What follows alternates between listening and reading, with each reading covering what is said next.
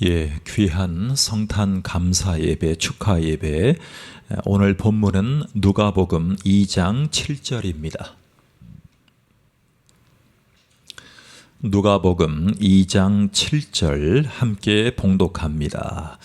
첫 아들을 낳아 강보로 사서 구유에 뉘었으니 이는 여관에 있을 곳이 없음이러라. 다시 첫 아들을 낳아 강보로 사서 구유에 누였으니 이는 여관에 있을 곳이 없음이러라.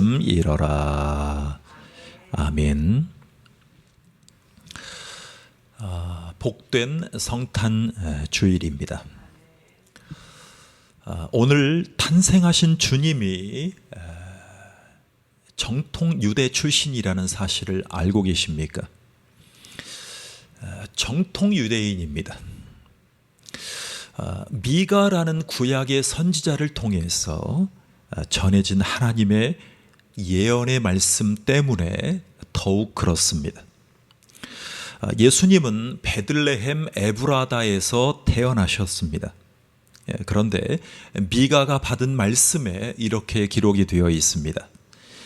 베들레헴 에브라다야, 너는 유다 족속 중에 작을지라도 이스라엘을 다스릴 자가 내게서 내게로 나올 것이라.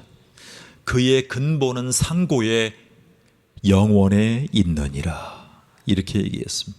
그의 근본은 상고에 영원에 있느니라. 이것이 예수님의 족보의 정점에 예언된 말씀입니다. 또 중요한 사실 하나가 있는데, 이스라엘 땅을 다스리는 임무를 맡았던 헤롯 왕을 기억하십니까?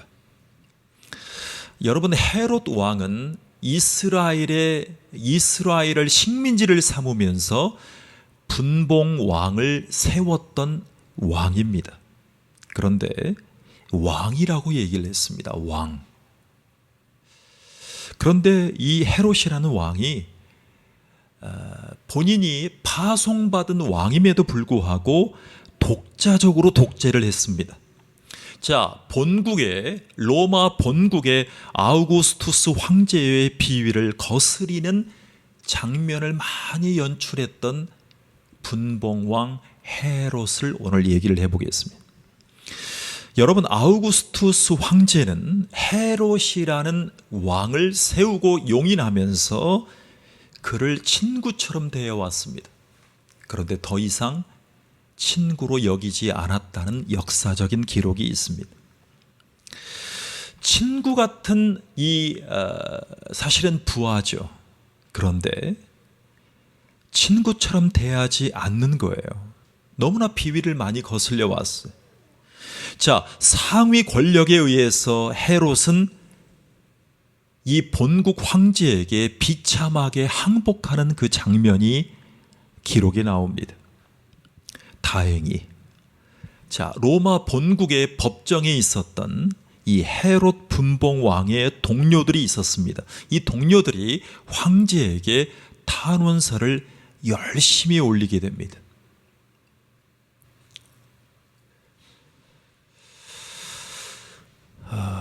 그러면서 이스라엘 땅에 무소불위의 권력을 휘두르던 이 헤롯 분봉 왕이 황제에게 잘 보이려고 세금을 엄청나게 걷어들입니다.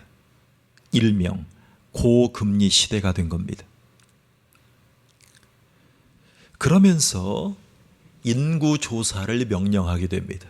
바로 예수님이 태어나실 이 장면의 말입니다.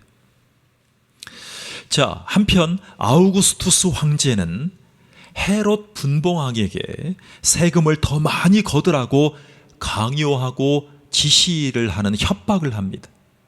그때 모든 이스라엘인들이 자기가 속한 지역으로 복귀해야만 했습니다.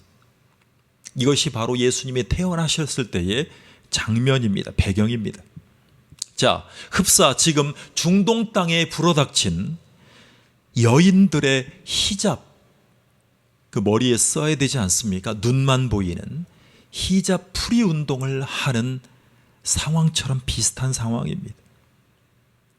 자, 이때 마리아라는 예수님의 어머니가 베들레헴으로 가야 되는 운명에 처합니다. 그러면서 예수 그리스도는 태어나시게 되었습니다. 자, 예수님이 성탄하시게 되었습니다. 거룩한 탄생. 예수님은 성탄하셨습니다. 자, 예수의 어머니 마리아가 다윗의 혈통을 잇는 사람으로 베들레헴으로 오셔서 거기 머무시고 갈릴리로 갔기 때문에 공식적으로 다윗의 자손으로 여겨지게 되십니다. 자, 다윗의 가문의 모든 사람은 베들레헴으로 가도록 되어 있습니다.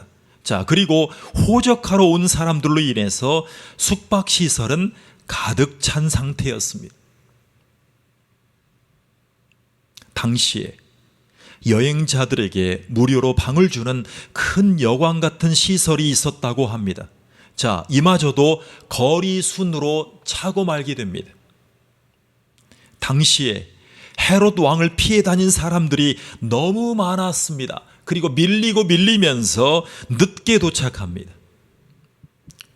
예수님의 아버지 육신의 어머니 말입니다. 그래서 이렇게 표현합니다. 이는 여관에 있을 곳이 없었음이러라. 자, 그렇다면 그리스도는 왜 구유에 누이셨을까요? 저는 그분이 예언된 대로 겸비하시고자 누우셨다라고 보여집니다. 그렇게 믿어왔습니다. 선지자였던 이사야는 메시아로 예언된 그분에 대해서 이렇게 표현한 적이 있습니다. 이사야 53장 3절에 아주 유명한 복음적인 예언입니다. 그는 멸시를 받아 사람들에게 버림받았으며 간고를 많이 겪었으며 질고를 아는 자라. 질고를 아는 자라. 많이 버림을 받았으며 멸시를 받고, 이게 구약에 예언된 메시아의 예언입니다. 이렇게 소개하면서 또 그는 마른 땅에서 나온 뿌리 같아서 고운 모양도 없고 풍채도 없은즉. 여러분, 풍채 자체가 없으신 분입니다. 영광의 자리를 떠나면서 이 땅에 오셨을 때 종의 모습으로 가장 비천한 곳인 구유에 누이신 것입니다. 여러분, 사실 오늘 우리가 복음서, 네 복음서를 다 읽을 수는 없지만 마태복음, 누가복음, 마가복음, 요한복음, 이 네 복음서는 예수님의 모습을 다른 각도에서 주제를 삼아 쓴 복음서입니다. 그래서 네 개의 복음서가 어우러져서 우리 가운데 복음이라고 얘기를 합니다. 즉, 왕으로 오신 메시아, 종으로 오신 메시아, 섬기러 오신 메시아, 이것이 바로 사복음서의 주제입니다. 우리는 그가 구유에 누이시면서 종의 모습으로 가장 비천한 곳인 구유에 누이신 장면을 보게 됩니다. 여러분, 이것은 후일 십자가에 벌거벗은 채로 죽임을 당하기까지 가장 비참하게 놓여지면서 겸비하신 모습으로 보여집니다. 겸비하셨다는 것입니다. 여러분, 우리는 성탄절에 카드 나누기 운동을 많이 합니다. 카드에 보면 구유에 누이신 예수님의 모습이 나름 아주 예쁘고 멋있게 그려집니다. 사실은 구유는 그렇게 깨끗하고 멋있고 분위기 있는 곳이 아닙니다. 예수님이 구유에 누이시면서 겸비하신 모습을 보여줍니다. 자, 우리는 그가 구유에 누이시면서 가난한 자들의 왕으로 선포되는 것을 목격하고 있습니다. 자, 당시 천사들은 목자들에게 다가와서 속삭입니다. 너희가 가서 강보에 쌓여 구유에 누여 있는 아기를 보리니 이것이 너희에게 표적이니라. 표적이니라. 여러분, 예수님이 구유에 누여 강보로 쌓여 있는 그 자체가 우리에게 표적으로 나타납니다. 표적이에요. 어떤 메시지가 있는 것입니다. 가난한 자들의 눈에는 황제의 의복보다는 자신의 옷을 입은 사람이 신뢰를 얻을 수 있게 됩니다. 신뢰.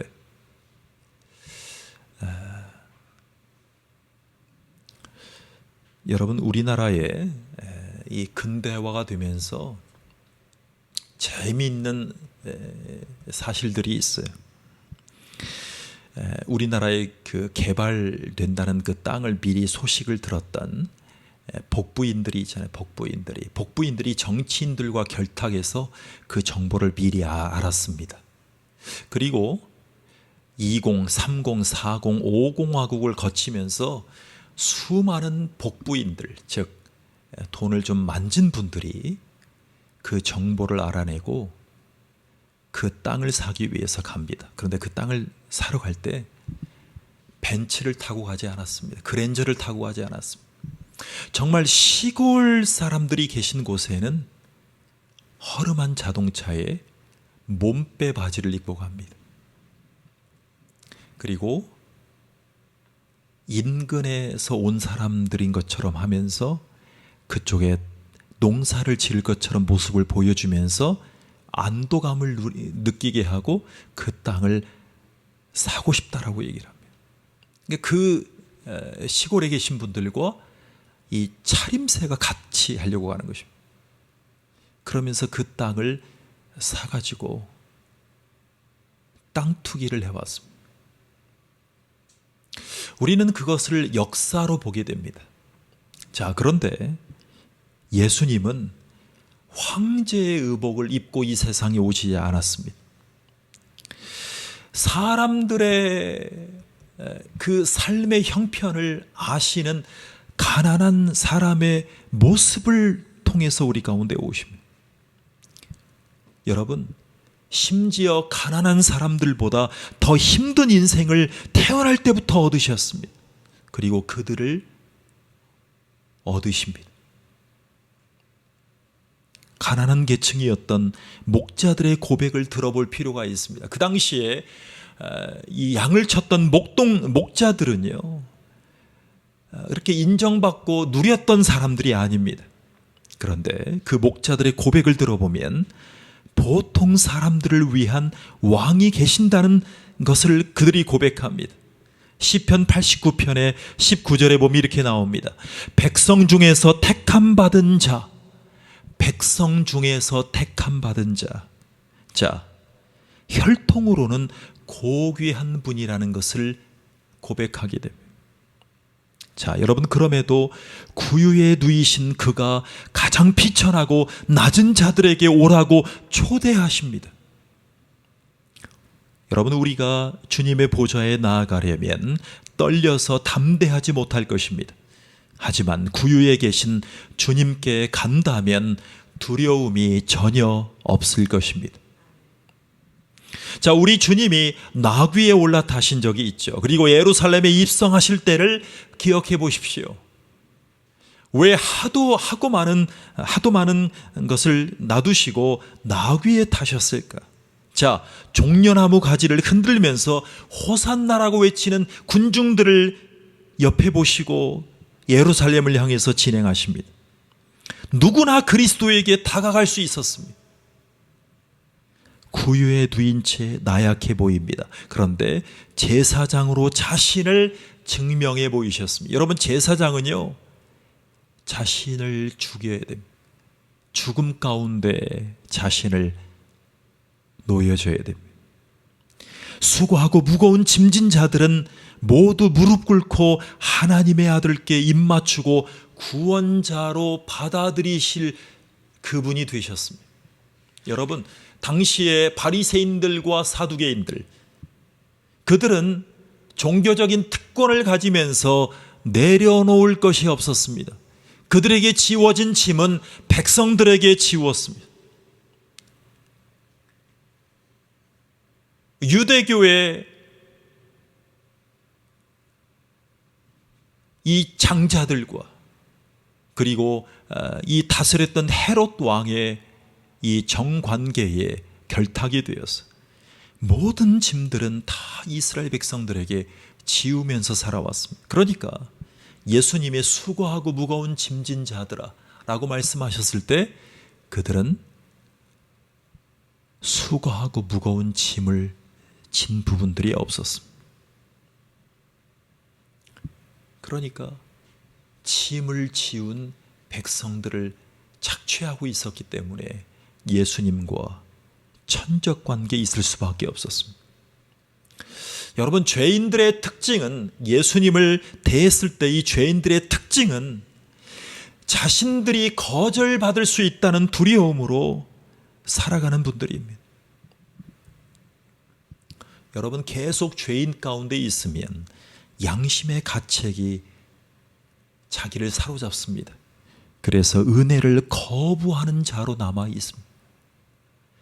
예수님을 거부하는 자들, 즉 이 성탄절에 크리스마스에 예수님을 거부하는 자들은 자기의 양심의 가책이 죄가 자신을 누릅니다. 그래서 예수님을 통한 수고하고 무거운 짐진 자로서의 예수님의 은혜를 거부합니다. 자, 그런데 우리는 히브리서 말씀을 기억할 필요가 있습니다. 그가 자기를 힘입어 하나님께 나아가는 자들을 온전히 구원하실 수 있으니. 자, 하나님께 나아가는 자들을 온전히 구원하실 수 있는 제사장, 그가 누구십니까? 바로 예수 그리스도십니다.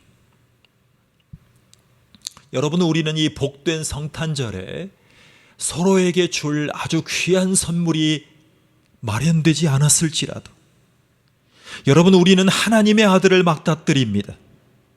하나님의 아들이 짐승들이 먹이를 공급받는 그곳 구유에 누이신 이유를 찾고자 하는 것입니다. 이것이 바로 성탄절의 감사 예배의 중요한 목적입니다. 여러분, 피곤한 짐승들이 꼴을 받아먹는 곳에 우리의 구원자가 누워 계십니다. 제가 구유에 가본 적이 있습니다. 요즘에는 우리 서민들에게도, 어려운 가정들에게도, 그 자녀들에게도 초등학교 때 저는 놀랐어요. 국가에서 아이들에게 말을 탈 수 있는 기회를 줍니다. 우리 막내가 말을 탈 수 있는 기회를 받아서 제가 일부러 말 구유에 유심하게 쳐다보러 갔습니다. 그런데 지금은 너무나 현대화가 되어서 서민들이 살아가는 삶 이상으로 말들이 누리는 것을 보게 되었어요. 그 구유에 보면 지금 말 한 마리가 굉장히 비쌉니다. 어떤 말들은 5억, 10억 가는 말도 있습니다. 어떤 말은 1,000만 원, 2,000만 원, 3,000만 원입니다. 보통 그렇습니다. 그 말을 키우고 양육하고 사육하기까지 그 구유에서 심지어 선풍기가 있습니다. 따뜻한 온기가 있습니다. 그 말이 급사하면 안 되니까 그 말을 키우고 그 값어치가 아무리 싼 말이어도 기백만 원 이상, 아니요, 거의 1,000만 원, 2,000만 원씩 합니다. 그러니까 얼마나 애지중지 키우겠어요. 그런데 예수님 당시에 구유는 그렇지 않았습니다. 거기에서 꼴을 먹고 살 수 있는 구유의 말이라는 것은 정말 피곤한 짐승들이 꾸역꾸역 모인 구유와 같은 곳이었습니다. 그곳은요, 양심은 떠나보내고 죄로 인해 잔인해지고 자신의 욕심으로 타락한 사람들에게 모여있는 곳입니다. 바로 그곳에 치료의 예수님이 필요한 그곳에 예수님이 임재하시게 됩니다. 어떤 피조물도 그리스도가 높일 수 없을 정도로 낮아질 수 없는 사람들입니다. 여러분, 배회하는 사람이 있다면 그 짐승들과 뉘인 주님이 가장 천하고 가장 최악인 사람들을 구원하셨음을 받아들이십시오. 여러분, 우리는 그리스도의 임재와 함께 있는 영광을 소원해야 합니다. 이 구유가 영광스러워진 것은 주님의 임재 때문입니다. 주님의 임재 때문입니다. 여러분, 예수 그리스도가 떠나면 이 세상은 이방인들이 있던 어두움으로 다시 돌아갈 것이라는 것을 우리는 알고 있습니다. 그래서 우리는 이 성탄절을 통해서 예수님의 임재하심을 새기는 것입니다. 자, 그리스도가 우리 마음에서 떠난다면 여러분, 천사들이 추락하면서 그 모습 속에서 곧바로 마귀들과 관계를 맺게 될 것입니다. 자, 죄와 정욕에 사로잡혀 살아갈 것입니다. 그래서 주님은 평화의 왕이었지만 이 땅의 왕들은 예수가 겸비한 구원자라는 것을 받아들일 수가 없었습니다. 인간들에게 예비될 수 있는 어떤 곳도 없었습니다. 주님은 겸허한 영들과 함께 자신의 쉴 곳을 준비하셨던 것입니다.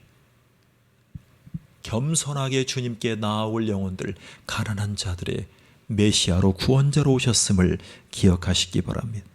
자, 예수님이 있을 곳이 없었던 여관을 묵상해 보십시오. 여관을 묵상해 보십시오. 여러분, 당시 여관은 모두에게 열려있는 공간이었습니다. 자, 자신이 좋아하는 것을 말합니다. 그리고 의견을 말하는 곳입니다. 이렇게 사람들이 휴식하는 곳에도 그리스도를 위한 방 자체가 없었습니다. 여러분에게는 그리스도를 위한 방이 있으십니까? 자, 누구나 손님 대접하기를 기뻐할 수 있습니다. 그런데 이럴 수 있습니다. 네, 있긴 있습니다만 그분을 내 안에 모실 만큼 훌륭한 방은 내 안에 없는 것 같습니다. 왜냐하면 내 안의 방은 너무나 더럽고 내 안의 방은 탐욕으로 가득하기 때문에 내 안의 방은 예수님을 모실 방이 없습니다. 여러분, 예수님은 우리 안에 얼마나 가치 있고 훌륭한 방들을 가지고 있는가를 물으려는 게 아닙니다. 주님을 위한 방을 가지고 계시느냐고 물어봅니다. 여러분, 아주 유명한 그 예화 중에, 책 중에 내 마음 그리스도의 집이라는 책이 있어요. 내 마음 그리스도의 집. 로버트 멍어라는 사람이 지었어요. 이 사람이 하루는 자기가 살아가고 있는데 주방이 있고 큰 방이 있고 중간 방이 있고 아이들의 방이 있습니다. 방이 있고, 그런데 나름 살고 있는데 자기의 삶에서 하나님의 말씀을 듣고 그 말씀을 적용할 수 있는 내 안의 방이 무엇이 있을까? 고민하고 심지어 생각하다가 그 멍어라는 사람이 이렇게 생각합니다. 주방에서 요리를 할 때 예수님을 섬기는 마리아의 심정으로 요리를 하기 시작합니다. 방에서 가족과 지낼 때 예수님이 우리 방에 초청됐을 때 상황을 떠올려 봅니다. 거실에서 자녀들과 함께 휴식할 때 예수님을 맞이하는 동방박사의 심정으로 거실에서의 삶을 살아가기 시작합니다. 그리고 고백한 책이 내 마음 그리스도의 집입니다. 그래서 그 로버트 멍어라는 사람은 아이들의 방에서도 예수님의 음성을 들리게 주기 시작합니다. 음식을 할 때도 예수님을 섬기는 마리아의 심정으로 음식을 마련하기 시작합니다.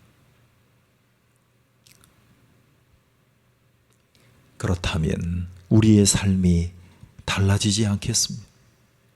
우리 마음의 방에 예수님을 모실 방이 있을까? 자, 그리스도를 위한 방을 가진 분을 만나보면 이렇게 말하십니다. 그런데 제 마음속에 있는 그 방은 너무나 낮은 곳에 있어서 드리기가 민망합니다. 드리기가 민망합니다. 여러분, 그 사람의 마음은 구유 같은 곳일 겁니다. 또 이렇게 말씀하시는 분이 있을 겁니다. 제 마음에는 너무 악취가 진동하는 방이라 내어드릴 수 없을 것 같습니다. 그러니 제 마음에 오시지 말고 교회에만 임하십시오. 교회에만 임하십시오. 예배에만 임하십시오. 제 안에 이곳은 그리스도를 위한 곳은 못 된다라고 생각합니다. 세상에 저는 너무나 죄인으로 살아서 제 마음은 마귀의 소굴이라 야수들이 뛰어놀던 곳입니다. 정말 그렇습니까? 그러지 않은 사람이 누가 있을까요? 자, 예수님의 구유도 그런 야수들을 먹이던 곳이었습니다. 중요한 것은 예수님이 뉘어서 탄생하실 그 방이, 그를 위한 방이 내 심령에 있습니까? 오늘이 바로 그 주님을 영접하는 그날, 구원의 날입니다. 예수님을 내 마음에 영접한다면 내 언행 심사와 내 마음의 생각이 달라지지 않겠습니까? 우리는 이렇게 고백하기만 하면 됩니다. 주인 되신 예수님, 제가 제 자신을 볼 때는 무가치해 보입니다. 더러워 보이지만 제 마음에 들어와 주세요.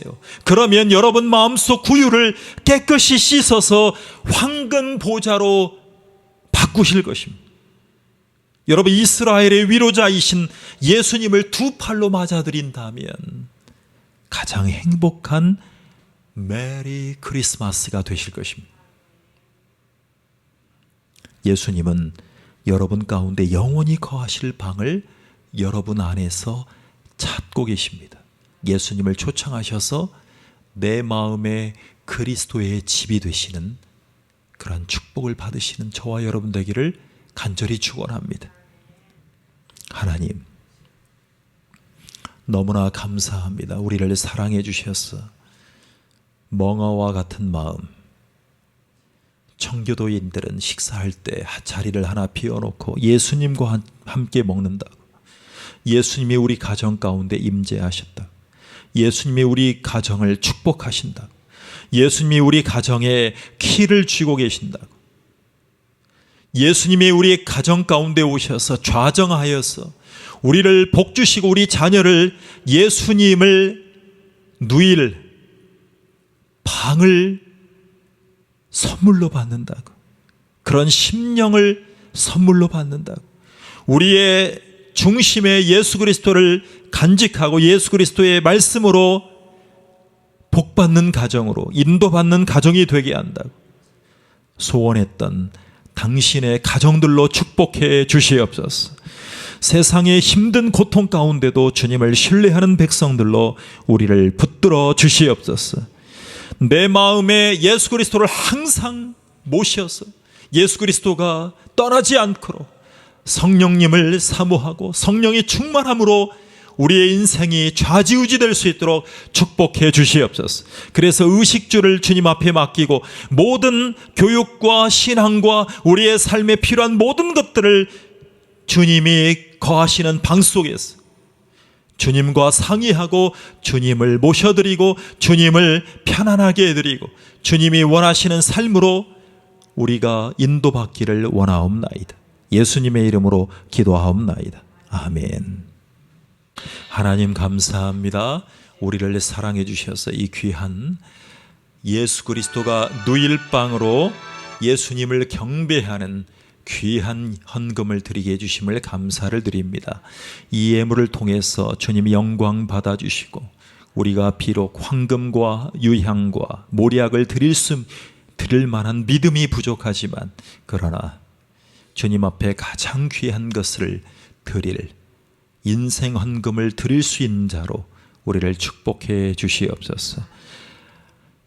드리고도 남는, 그리고 드림으로 아까워지 않는 하나님의 백성으로 예수님을 진정으로 경배하는 당신의 백성으로 축복해 주시옵소서. 우리를 도와 주시옵소서. 우리를 붙들어 주시옵소서. 주님을 신뢰하는 백성 되어서, 주님을 경외하는 백성 되어서 하나님, 우리의 삶에 단비와 같은 은혜를, 이른 비와 늦은 비를 항상 허락해 주시고 우리를 보호해 주시고 우리를 주님의 장중에 품어주시니 너무나 감사를 드립니다. 주님을 신뢰하는 백성의 믿음을 선물로 주셔서 항상 주님 앞에 먼저 기도하고 포기하지 않고 끊임없이 기도하고 날마다 주님을 신뢰하는 백성으로 인도해 주시옵소서. 이 예물이 사용되는 곳마다 예수님의 의의가 드러나고 예수님을 향한 믿음의 고백이 줄을 이어서 복된 예물이 흠양되는 예물로 축복해 주시옵소서. 예수님의 이름으로 기도하옵나이다. 아멘. 지금은 우리를 구원하러 오신 성육신하신 예수 그리스도의 은혜와 우리를 사랑하셔서 하나님의 아들이신 예수 그리스도를 성탄하게 하신 하나님 아버지의 사랑하심과 우리를 사랑하셔서 성령으로 임재하시고 메시아이신 그리스도이심을 증명하신 성령 하나님의 은혜가 이 귀한 성탄절에 모든 예배에 참석하신 영혼들을 위해 영원토록 함께 계실지어다. 아멘.